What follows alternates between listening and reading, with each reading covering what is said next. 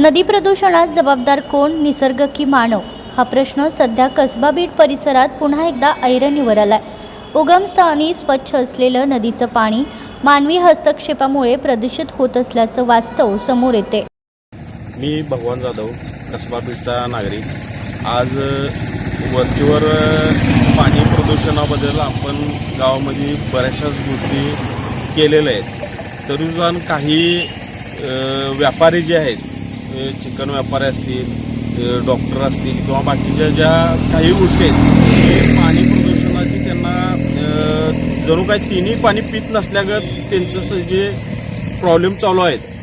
आज महेगावामध्ये जे चिकन व्यापारी आहेत, ह्या चिकन व्यापाऱ्यांनी रात्रीचे 10 वाजता 12 वाजता 2-3 दिवस साठवायचे त्याचं खराब चिकन वगैरे ते सगळं ते डायरेक्ट नदीपात्रात टाकायचे. हे प्रत्येक नागरिकांना दिसतंय, पण ह्याच्यावरती आवाज उठवायला कोण तयार नाही. आज आम्ही आवाज उठवायला लागलोय. कशासाठी आवाज उठवायला लागलोय की लोकांचे आरोग्य चांगलं राहण्यासाठी आवाज उठवायला लागलोय. कारण पाणी प्रदूषण करून जर तुम्हाला खरोखर माशांची जर काळजी असेल तर माशांना चांगलं काहीतरी तुम्ही द्या, पण ही घाण टाकून माशांचं पण आरोग्य खराब, माणसांचं पण आरोग्य खराब व्हायला लागले. एवढंच बोलून मी थांबतो आणि त्यांच्यावरती लवकरात लवकर कारवाई व्हावी ही अपेक्षा करतो. नदीचे पाणी हे नैसर्गिकरित्या स्वच्छ आणि पिण्यासाठी योग्य मानलं जातं. मात्र जसजसे हे पाणी पुढे वाहत जाते तसतसा मानवी वापर आणि निष्काळजीपणामुळे त्याचे प्रदूषण वाढत आहे. नैवेद्य टाकणे, कोंबडी व मटण दुकानातील कचरा नदीत सोडणे, जनावरांना धुणे, कपडे धुणे तसेच वैद्यकीय कचरा नदीत टाकणे अशा अनेक कारणांमुळे नदीचं पाणी दूषित होत आहे. विशेष म्हणजे यामध्ये सुशिक्षित नागरिकांचाही मोठा सहभाग असल्याचं दिसून येते. नमस्कार, मी कसबा बीडचा नागरिक संदीप सुतार, माजी ग्रामपंचायत सदस्य, माजी शालेय शिक्षण समिती अध्यक्ष.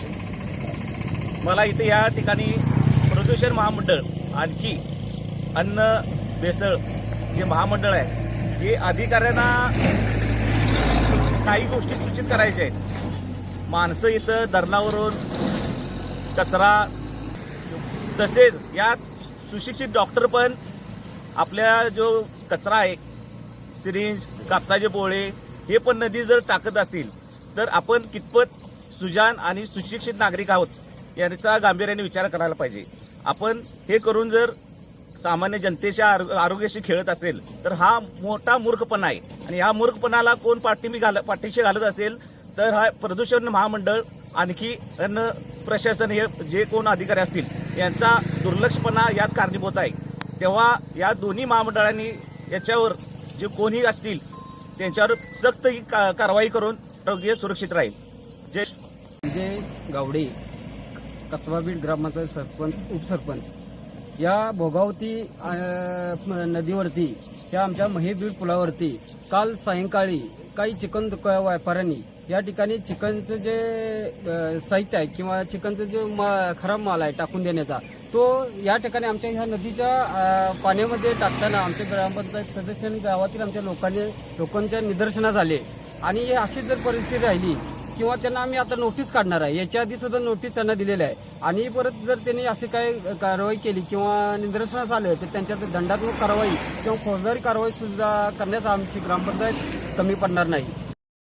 या पार्श्वभूमीवर ग्रामपंचायत पेयजल योजनेची अंमलबजावणी योग्य पद्धतीने होते का?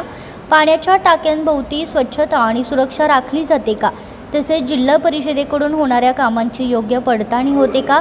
असे अनेक प्रश्न उपस्थित होत आहेत. नदी प्रदूषण थांबवण्यासाठी प्रशासनासोबतच नागरिकांनीही जबाबदारी स्वीकारणे आवश्यक असल्याचं मत व्यक्त होते.